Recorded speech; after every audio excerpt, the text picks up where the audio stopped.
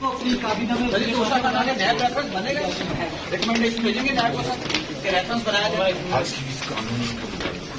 Sir काबीना में MQM का सर कितना हिस्सा है और पीपल्स पार्टी का कितना हिस्सा है? जी सर। सर प्रशासन की इंक्वायरी होगी तो अपनी काबीना में घोषणा करना नया रेफरेंस बनेगा, रिकमेंडेशन भेजेंगे न्याय को सर कि रेफरेंस बनाया जाए।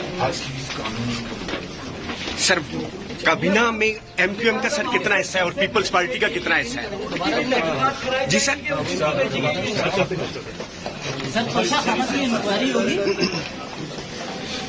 तो अपनी काबीना में घोषणा करना नया रेफरेंस बनेगा, रिकमेंडेशन भेजेंगे न्याय को सर कि रेफरेंस बनाया जाए। सर काबीना में एमक्यूएम का सर कितना हिस्सा है और पीपल्स पार्टी का कितना हिस्सा है? जी सर। सर प्रशासन की इंक्वायरी होगी तो अपनी काबीना में घोषणा करना नया रेफरेंस बनेगा, रिकमेंडेशन भेजेंगे न्याय को सर कि रेफरेंस बनाया जाए। सर काबीना में एमक्यूएम का सर कितना हिस्सा है और पीपल्स पार्टी का कितना हिस्सा है? जी सर। सर प्रशासन की इंक्वायरी होगी।